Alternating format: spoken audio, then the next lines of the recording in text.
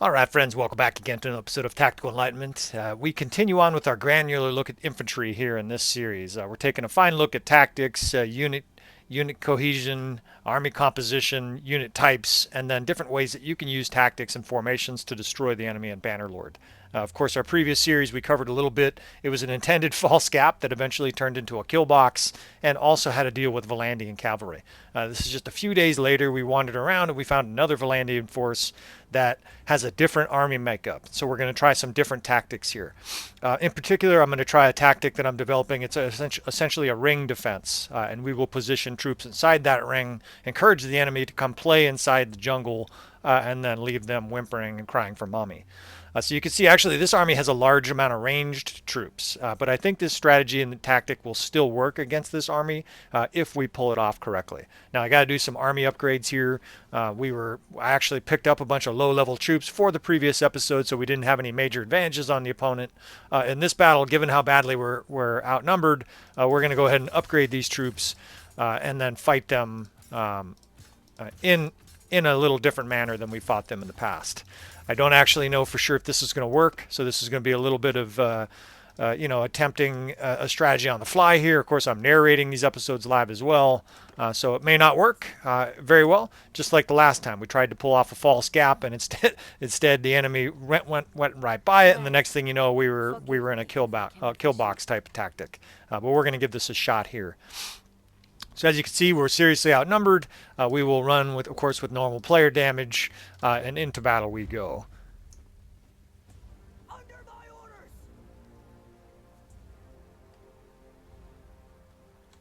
All right. So what I actually want to do here for this battle is I want to deck out my third corps, and we're going to form a ring defense. In fact, yeah, this is even better here. Towards the back of the map, there's kind of the optimal situation for us to pull off this type of defense. So the first thing I'm going to do is start to equalize my units here. You notice I have a little bit less infantry in this battle, and that's presumably because I changed the unit prioritization back to homogeneous. So we've got a fair amount of enemy cav. We have a fair amount of our own cav, and we have a fair amount of infantry and archers here. So I'm going to tinker with my division. As in the previous episodes, our third corps, this is going to be our shock troops. So I'm going to move a few shock troops units into this division, and to do that I'm going to disassemble. This is, let's see, that's my 8th Corps. We're going to go ahead and disassemble them and stick a few of these shock troops, these troops that I know that have pole arms and whatnot. We're going to stick a few of them in the 3rd Corps to sort of bolster the strength of their army. I think Gweth, yeah, she's got a nice battle axe, and I think that's actually enough. And we'll put the rest of these troops then back in the 8th Corps. Whoops, I got to assign an 8th Corps here. So the 8th Corps, again, this is usually in my battles. This is usually my best overall division of troops, and in this case, we're going to stick all of those nobles down in there.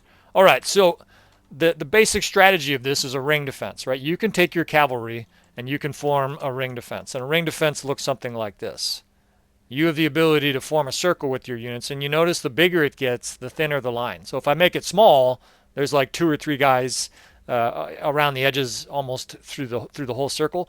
And this is a lot of times what the AI does when it tries this defense. The problem with this is that your units are then so compacted in the middle, none of your archers can shoot, everybody's jammed up, and you're extraordinarily vulnerable to an archery attack, right? Anybody who's intelligent can simply surround you with archers and destroy you. So what we're actually going to do is form a wide circle here. We want a large enough circle that we have room to operate in there, and what we're effectively going to do is create almost like an arena for the enemy to come join us in battle here, right? Like what was that, like Mad Max, 2-man enter, 1-man leave kind of thing from forever ago? I realize I'm dating myself with that.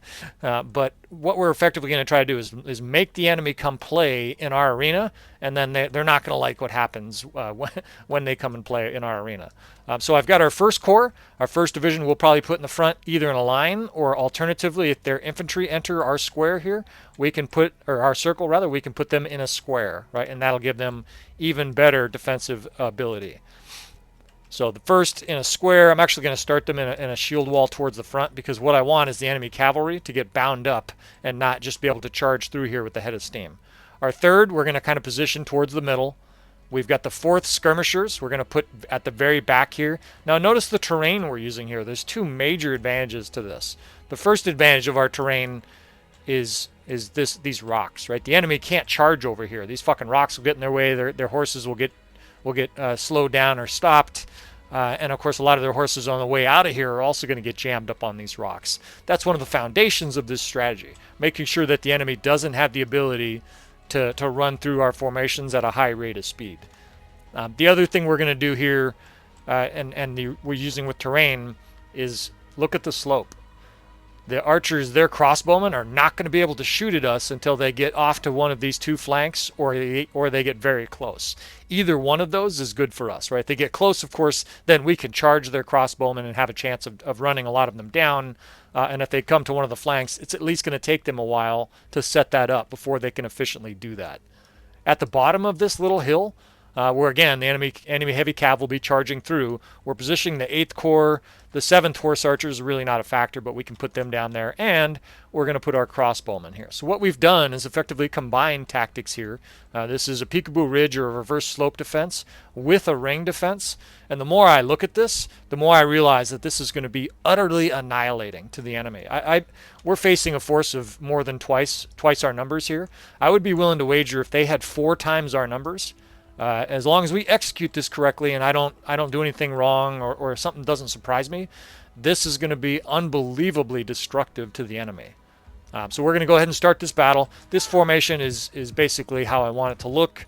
I like that overhead view for you. That way you can kind of see how everything looks. But again, you're going to fight most of your battles. I presume most people fight their battles from horseback or on foot. And so you need to get comfortable with how things look at the low level here, right? At the street level, so to speak, to use the Google Maps term. Let's see what we got here. We got 2 huge cav wings, and again, 301 crossbow. They've got a good-sized infantry tranche, but they have mostly crossbow. This is going to be very interesting, actually, to see what the AI does and then how we combat it. Now, again, we're protected from everything here. If the enemy charges us with infantry, we shift into a square with these guys, and then once they're distracted by that square, we pulverize them here with our shock troops. Now, not all these guys are shock troops. There's a few guys with shields, but most of those guys are. So they're attacking our infantry. They don't do much damage to it. We pulverize them. The 7th skirmishers, the 5th archers, the 8th Corps, all of those guys are going to be throwing their javelins at the enemy as well. So the enemy is being assaulted here by shock troops. They're being assaulted by archers, crossbowmen. It's a very bad situation for the enemy. That's if their infantry comes in here. If their cav comes in here, what's going to happen is very similar. They're going to be highly slowed down by the nature of this square or circle. Right? A lot of their horses are going to get slowed down or stopped at the edges of this, and they're not going to be very effective once they're in here, once they're slowed down. Meanwhile, their crossbowmen are shooting, but you can tell they're only actually shooting at like the top handful of guys here because they simply can't get line of sight on the rest of our troops. Those guys are completely impervious to crossbow down here, at least until the enemy gets on one of our flanks, and it'll be interesting to see if they even try that. All right, so they're bringing in big cav lines just like we suspected on both sides, and let's see how this does, this inner circle of hell. I'm going to shift my infantry over here towards where they're coming from, and I'm going to have the 3rd Infantry Division form a square as well, at least until the enemy's in here, give them a little bit of protection. So the javelins start, all our throwing weapons start. You can see our units are protected from the cav charge. The cav is going very slow once it's in here, and it's kind of surrounded our shock troops. Well, that's a very bad decision. These guys are surrounding murderers with axes and manavliatons and two-handed weapons. I just told them to spread and charge. And suddenly the heavy cav is being butchered now on multiple different sides. Similarly, the 1st Infantry in a square, let's have them charge too. They're in the thick of the enemy. The 6 skirmishers are back here just throwing javelins, largely unaffected. And so they're massacring everything in sight.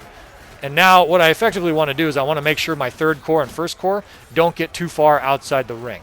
Right? I told you we're creating kind of a, you can actually see it almost looks like an arena. The enemy's entering, 2 men enter, 1 man leave. In this case, the people that entered is their cav division while the rest of their troops inexplicably watch them. Maybe they think it's a rule of the tournament to only the cav can charge. You can see all the dismounted, dead, horseless riders are running off into the distance as our 1st Infantry and 3rd Infantry pulverize all these stopped cav. Right? They're not running anymore. They're no longer charging, and they're absolutely destroyed.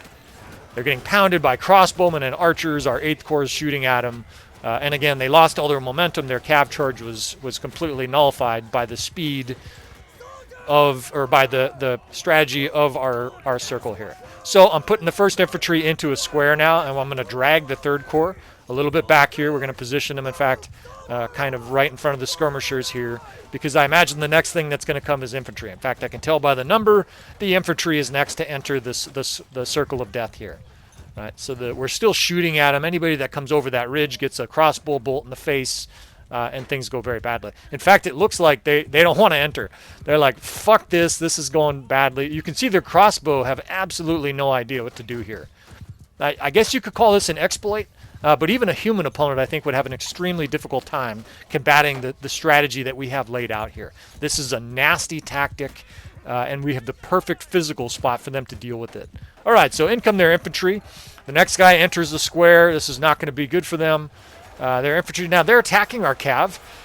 So what we're actually going to do is keep an eye on that, because if they ignore the rest of our troops, we will move up our 3rd Corps. In fact, I'm going to move my 6th Corps up also, so they can throw javelins. Our 1st Corps gets shifted into a shield wall, because we're going to attack with them, and I'm calling my 3rd Corps forward, because this infantry that just entered here is about to die badly.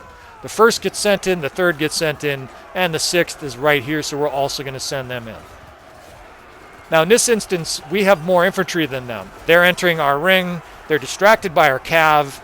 And maybe we don't have more infantry than them, but we have at least about equal numbers.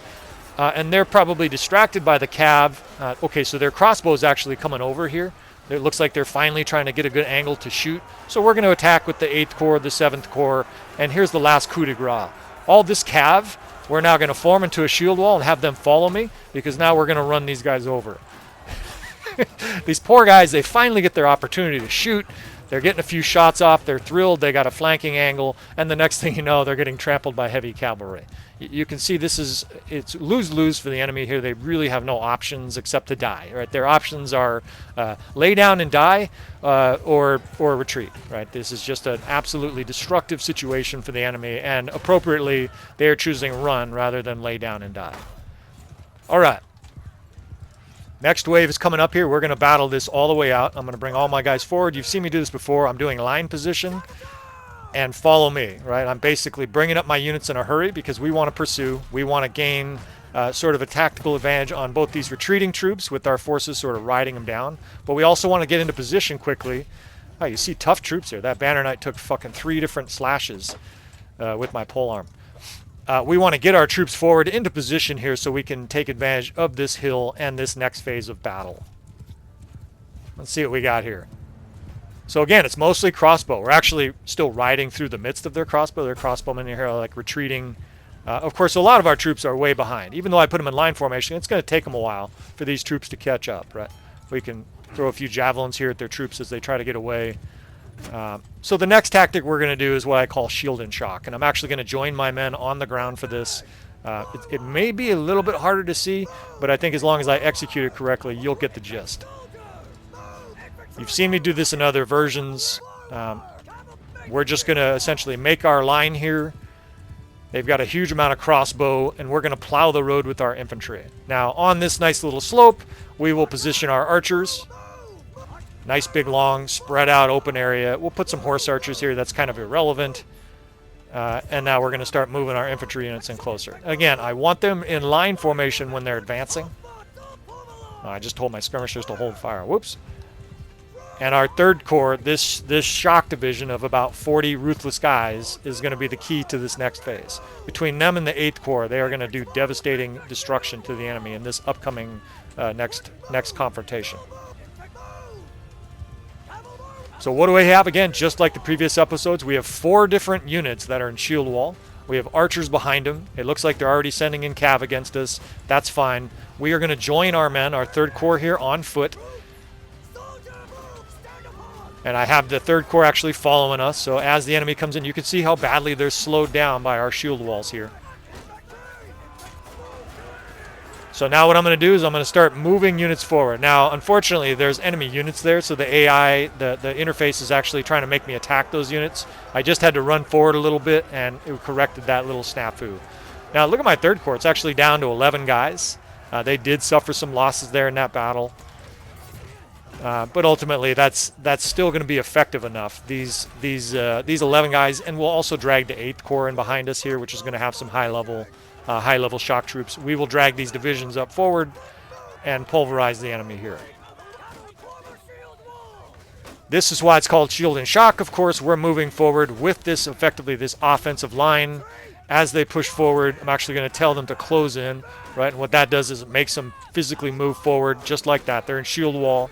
And so it's sort of following them. Now you can actually see there's some shock troops here that are in those lines, and that's suboptimal. This guy's going to get shot.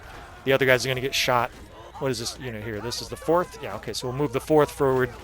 I'm not even going to bother to flank here. I've done this in other episodes, but we're just going to do a straight shield and shock approach here. The 1st Corps is sent in. The 6th Corps is sent in. And the 3rd Corps, again, is following me. The 8th Corps is following me. We're just kind of dragging them around the fringes here. The enemy has some sad cav that are trying to attack us. And we're also going to flank the enemy with the 8th Corps here.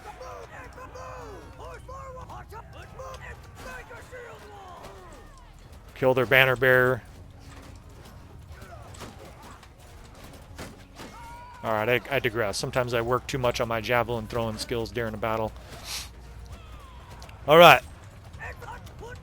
So now that we've borne down and we're basically right next to these crossbowmen, we wanted to get into battle.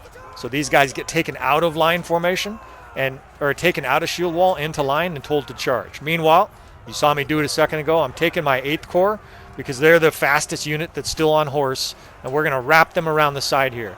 Same thing with the 3rd Corps. We're going to physically wrap them around the enemy because we want some flanking attacks on the enemy. Here comes the 8th Corps behind me. The 3rd Corps is right in front of me, and we have got nice flanking angle on their archers.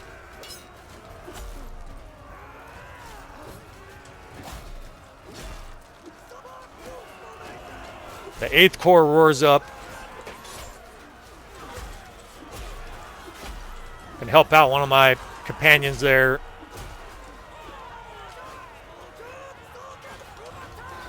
And now the enemy's trying to peel out of here.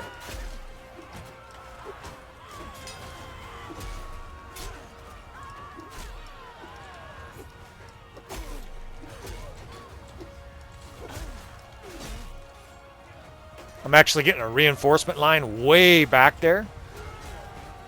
So we can do one more tactical exchange here. It looks like there's a huge amount of shock troops, which is nice because, again, we'll be able to do some shield and shock approach here with those shock troops. Now, we're retreating here sort of mid-battle. We're reforming here sort of mid-battle. Usually that's not recommended. I would not recommend that you do that unless you have some kind of cav or some kind of way of basically protecting your units, right? You don't want to charge, or rather, you don't want to retreat right into the face of a lot of enemy troops.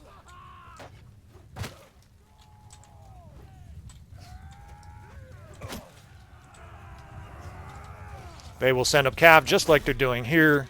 And of course, any of your troops that are sort of facing the wrong direction, they will have a very bad experience. I don't have enough cav right now to actually protect these guys. Let's see, we got 31. So we can bring this cav line to the front here and definitely help out.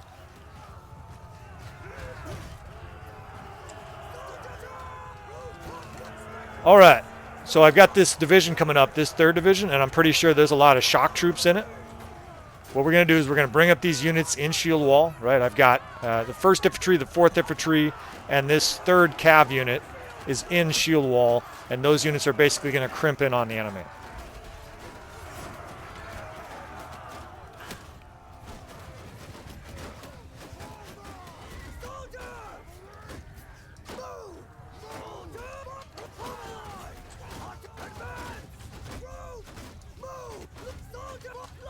You can hear all the shields taking damage right at this stage, so I'm moving the 3rd Corps over to this side, and now we're going to basically push a path with this cav unit, right? We're directly behind this. You notice nothing's shooting me because I have all these cav in front of me. And we have this, it's not all shock, but we have this heavy infantry division coming in from behind us here. On the other side over there, I'm basically going to attack with those units because they're sort of astride the enemy now. They've managed to sort of flank the enemy through the enemy's own turning motion here. Now again, I have this shield wall in front of us, this line of heavy cav that's just in a nice protective line. And our 3rd infantry here, these guys, a lot of these are shock troops. They are now sent in with that protection, right? The enemy has these crossbowmen there, and they can't really do a lot to attack our 3rd Corps, this 3rd infantry. Not many arrows are getting in here because of this cav, right? This is your shield and shock. So these shock guys go to work. You see the Manablitons, etc. over there. And you can hear the shields being drilled here. I can hear, the shields being struck over and over again. So all we're going to do then is just pursue with this 3rd Corps, right? I can send in the other forces. I'm basically just using, though, this cav line as like a linebacker. I finally took one in the face. My cav is sort of split up here. Now the enemy has a big, long line. So we're going to set our troops up here. Again, almost like a caterpillar. We're just going to eat up their line from one end to another. As they move, we just simply move the 2nd cav right in front of them to prevent a lot of these arrows from reaching our vulnerable troops. And the 3rd Corps gets sent in. I can do a little bit of slashing in this battle. I mean, the battle was never at risk of being lost once we destroyed their main vanguard there in that first battle. Again, we keep pushing with our cav. It's reduced now down to 8-9 guys. But the 3rd Corps is just bearing down on the enemy. And so all these two-handed wielding motherfuckers are now right in the enemy's face. And it's going to go very badly for Mr. One-Handed Sword crossbowman there. Gets fucking a big axe in the face.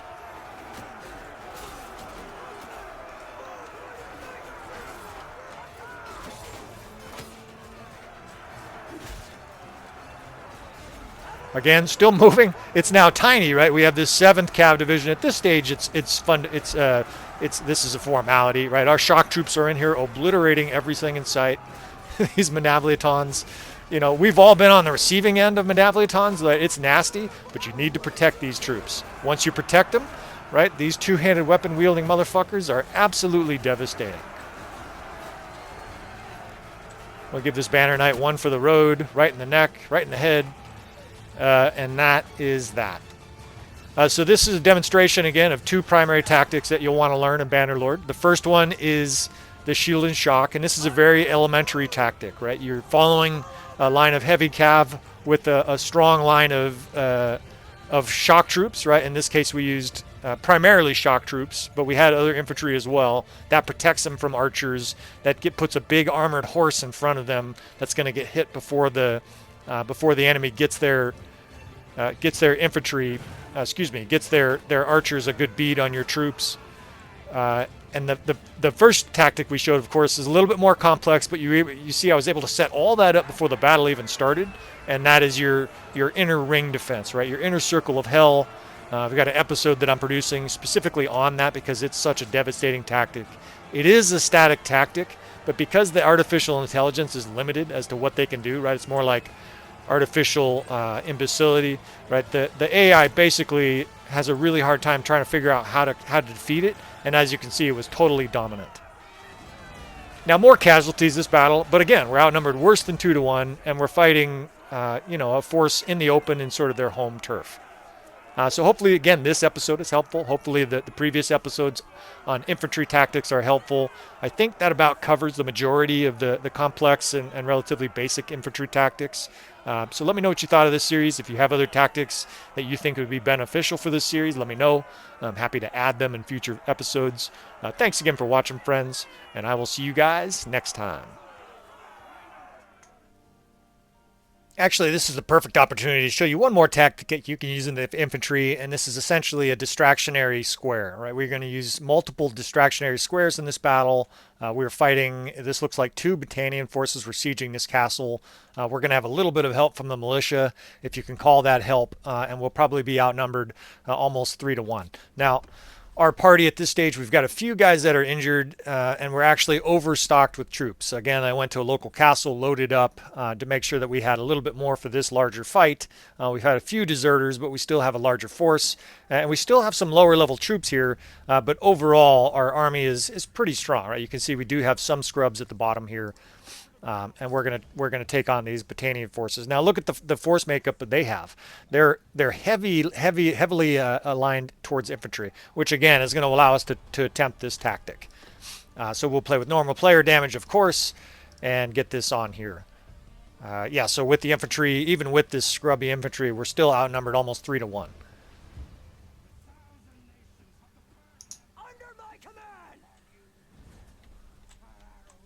All right, this is actually a pretty good battlefield for this. What we want to do here is we want to set up our distractionary squares on this hill. And the location of that is vital because I don't want the enemy to get a line of archers up here. This is Battania. They will have Battanian Fian champs and whatnot.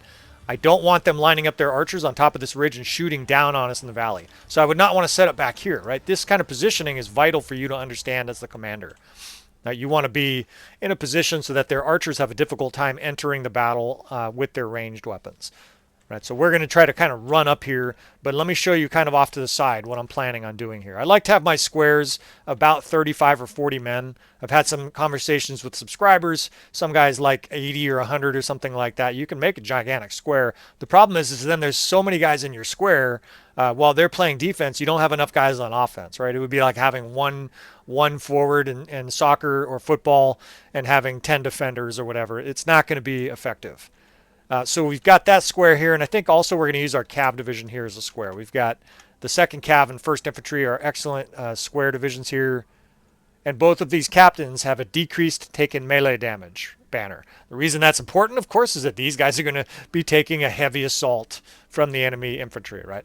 So positioning of it, we want a little space between them like that. That way the enemy can kind of trickle through and filter through between the two squares, and then we position our ranged troops behind them. So the 4th is skirmishers, the 6th is skirmishers, the 5th is crossbow and archers, right? So they're back here. Now we don't have as many archers as I'd like to have. Optimally, I'd like to have about twice that many. That way they can do major damage. But then we have our 3rd Corps. And these murderers here, a lot of these guys, again, are shock troops. So as the enemy is distracted, it's kind of a similar variation to the false gap. As the enemy is sort of occupied on the squares, this 3rd Division gets sent up in the middle to really cause mayhem and death. Then towards the back, we can use our 8th Corps and 7th Corps. Right now, this is just showing you where we're going to set it up. We're actually going to set it over here. And so I'm switching everybody to line position, and I'm moving them here so that they can get it set up as quickly as possible. All right. That should work. Okay. So again, the positioning on this 1st and 2nd is vital. If you set them too far to the other side, too, if you set up your squares like way over here, they're going to get shot to fucking pieces by the enemy archers. What we want to do is have them set up so that they're on the edge of this ridge, but not too far to the other side where the enemy archers are going to be able to really light them up.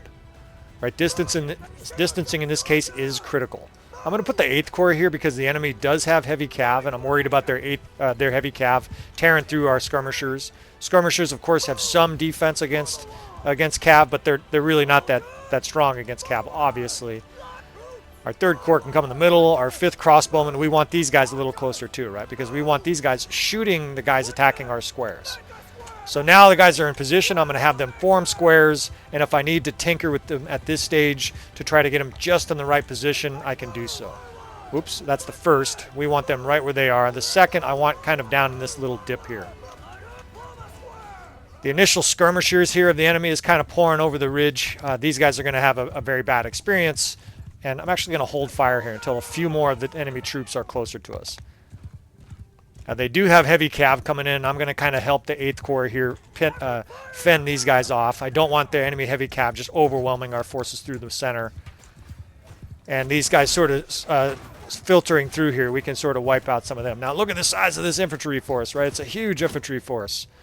360 something infantry, right? So they have a massive amount of infantry. We've got these squares, but vitally, right? We have these forces that are hopefully going to be able to give the enemy a pounding as they attack our squares. See the enemy pouring in here. I'm basically going to be working with my 8th Corps to kill the knights, but you can see what's happening here, right? The enemy is highly magnetized to these squares. And our skirmishers and archers are largely free. They're just over here. These guys, the 4th Corps, these guys are fucking firing, throwing axes and javelins in there. In fact, I watched that one, a skewer guy. The 6th is over here. They're throwing javelins effectively. Now we want to bring that 3rd Corps up, right? I don't have much time before these squares die. Squares are not invulnerable. So I want the skirmishers charging. I want this 3rd Corps following me. I want the 8th Corps attacking. And then I want this 6th Division also charging, right? I want all these guys into the fray, doing damage. And what you're hoping for is exactly what I'm seeing here. They're facing away from the enemy. The enemy's actually facing the other directions. And so our troops are sent in to largely distracted enemies, just like I was hoping with the square, and that should be very effective. Now this square is totally surrounded. That 10 cavalry or whatever it is left, right, there's not very many, is completely fucked. But we were going to lose troops in this battle for sure, no matter what. But under no circumstances did you expect that kind of a death spam from a battle like this where we're outnumbered 3-1, right? We're not just winning, it's annihilation. Their archers are now regrouping because they're not thrilled about what's going on, killing some enemy lords, and our infantry now, even though it's fighting tough infantry, is plowing the road. Right now we have at least similar numbers to their infantry. We've weakened a lot of them. A lot of them have been hit by javelins. And vitally, because of our positioning here, their archers are out of the battle. They're literally on the other side of that ridge, totally worthless here. So before these enemy lords retreat, we're going to give them a few javelins just to remind them not to come back.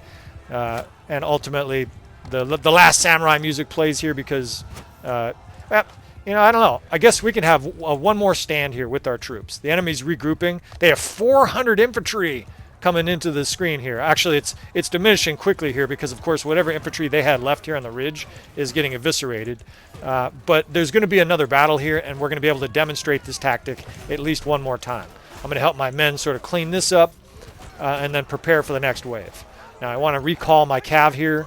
This is part of being a good commander. You need to understand that if you sent units on charge, they may, just like these guys, they may pour over the hill way past where you want them to go, right? So I'm going to recall these units, put them back into position, and have everybody hold fire.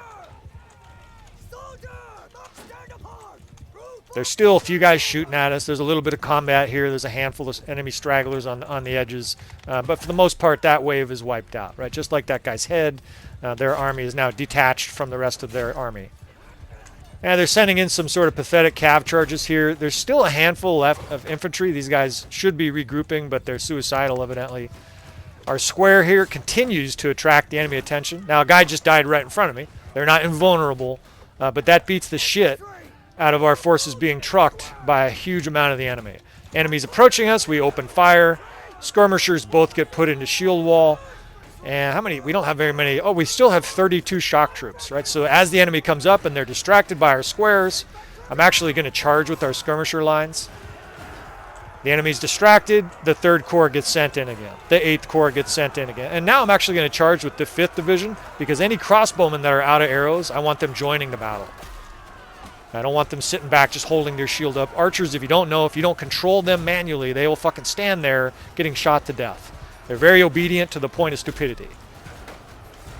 So in this case, charge is better for the archers. That way they're engaging. The enemy infantry run this time is a little bit more spread out. In fact, some of these are archers. But the bottom line is even with the highly weakened division here, we're still performing pretty well. What's this? What do we got here? Okay, these are reinforcements. We're going to just send these guys in quickly. These guys just popped into the map as reinforcements, and we'll send those guys in as well. Now again, the screen, look at the death spam. We're outnumbered 3-1 here, and you sure couldn't tell. Now here's another thing I'll do. I just got this infantry line in. I want them to push past the enemy infantry into a big long shield wall. So I'll draw a line where I want them to go, right? I just told those guys back there, get your asses up here into a shield wall because I want you stopping all these enemy archers from shooting downhill at us. So what happens in that case is they'll physically push back guys that are in their way and sort of push past them in a shield wall, sort of plowing the road for the rest of our troops, right? I've got this 3rd Division of shock troops. They're vulnerable to these archers especially, so I put this line of infantry that just popped in the map in a shield wall, and I tell them to plow the road. This, again, is a variation of the shield and shock tactics that I've talked about already. You can see the death spam. These guys are plowing the road. Now that this 3rd Infantry Division is where I want them to be, they can be told to charge, and we're going to cut off the rest of these troops here before we get too far over this ridge. The death spam is almost entirely green. I just recalled a cav unit that was kind of running wild over the edge of the map there, and we're gonna pull it one more time here. I imagine a lot of people aren't watching still at this stage, but we're gonna play this battle out to the very last thrust here. I imagine some people are curious in this battle: can we defeat an enemy where we're outnumbered 3-1? And I won't spoil the results for you. I'll just let you watch. You can see for yourself. So we actually no longer have any infantry divisions that are fairly capable of being our squares. If you see, the 1st division is 69, but I don't want to use that many guys in a square. And the 2 divisions I would consider using as squares right now, the 4th and the 6th, are too small. So what we're actually going to do is going to use this cav division, this 2nd division in a square, and we're going to have a single square this time. I'm going to position these guys kind of close. We will set up the archers back here. We're going to have everybody hold fire again and again until the enemy... Actually, the enemy is like right here. We can do this right where we are. So we're actually going to send these guys up in a hurry, in a square.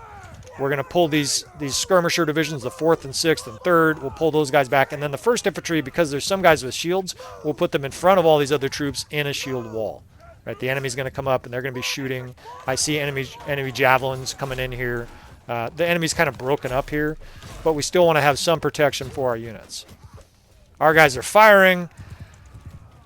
Now, you notice I'm not attacking yet, and there's a reason for that. I want the enemy attacking our square. If we charge here, the enemy will happily attack our guys that are charging. I want us holding back until this enemy wave absorbs and gets distracted by our square. Now, there's some guys attacking it, but a lot of them actually bypassed it. Now we attack, right? In fact, not only that, I'm going to drag the cavalry right into the back of these enemy forces that are bypassing it. This is actually a great situation where F1 and F3 is fine with one exception. I'm going to drag this cav line with me in a shield wall, and we're going to basically try to run up and down the enemy infantry line here, interrupting a lot of these guys who are trying to skirmish. And skirmish, they're trying to throw javelins at us and stuff like that. We're basically treating these guys like archers and running a big, long line, heavy cav line right through their midst. Look at this, the death spam again, right? We're outnumbered 3-1, folks, and it's just an absolutely destructive battle we're fighting. All right, so Cavs coming through following here. Might as well have them charge now that they're close. Those guys will spear some last guys. And just like I did the last time, I've got this strong infantry line. Let's move them up in shield wall. Let's have these guys lead the way. A little bit of shield and shock at the end of this episode here. You can see a lot of those guys have shields up. I'm going to keep dragging this cav unit and sort of picking off the guys that are on our flanks here. The enemy has a much wider salient of troops than we do, and when that happens, you really want to prioritize the guys that are on your edges, because those are the guys that will be effectively flanking you if you let them. All right, so our infantry line there is basically holding the top of that while we handle these troops down here. They get told to advance, right, which means they're going to march towards the enemy. And at this stage, this battle is over, but we will fight this out to the very last play here. So we're going to put units in, kind of compacted formations behind the enemy. I'm actually going to charge with this 2nd Cav division. And I've got a few guys left that are part of the 8th because we're going to pound these guys that are retreating here. Anytime the enemy's retreating, and I realize we're not doing infantry tactics anymore, but this is sort of a full battle, including a bunch of infantry tactics. We're going to teach these guys to retreat, right? Next time you guys retreat, you're going to lose, another 20 or 30 troops. All right, they don't have many archers. They've got 94 archers and 296 infantry. We're going to continue to lead with this shield wall. Now I'm going to tighten it up just a bit. And as I've told you before, I'm actually going to have all my units follow me, except that 1st Infantry Division. I'm going to send them down there right now because the enemy's moving. I want them in line formation. I want them moving quickly because I don't want them lagging behind in shield wall. Our archers get set up on this hill line so that they have a nice line of sight. The enemy actually might be routing here at this stage. They are. So never mind. We're not going to have a final stage to this. There's a handful of guys here that still want to fight, but I'm not going to show you the mop-up of a totally destructive battle. This battle was so lopsided that this force of Battanians, 300 troops, wants no part of us. They're all routing off the map. Yeah, let's have some cav charging just so those guys have some fun. You like to improve the morale of your troops, right? Have them kill people at the end of a battle. Kills, if you didn't know, the system actually rewards your morale. When your troops get kills, they literally, that wasn't like a joke. It is kind of a joke, a sort of a role-playing element, but your troops literally gain morale when they kill the enemy. So anytime you can kill the enemy, even if it's a farming situation like this where they're running away, you might as well. You know what? Oh no, they were forming up formations like they wanted one more round, but they're out of here. They've had enough. That was too big of an ass whipping for them. And again, as you can see, even outnumbered 3-1 here, a totally destructive victory for our side. Now, admittedly, I did do some major damage with Zuban, but you'll be fighting in your own battles. You'll be able to kill your own 100 or 50 troops, right? You'll be able to get on your own kills, and obviously that'll help you win battles too. All right, so that wraps up this episode on infantry tactics, right? We covered the circle defense, and then we covered distractionary squares. Hopefully this helps you in your campaign. I think these combination of tactics with the shield and shock that we executed here pretty well, hopefully this helps you win battles and helps you master the art of infantry warfare. I thank you guys for watching. Please comment, subscribe, all that stuff. I'm supposed to say that the channel's not monetized. I'm not interested in making money. I'm just having a good time with Bannerlord and talking tactics with my fellow players out there and fellow tacticians, right? That's what we are. We are tacticians. It's kind of a clumsy word, but it basically means that we enjoy the battlefield tactics of a medieval combat game like this. All right, so that wraps it up. Thanks again for watching, friends, and I will see you guys next time.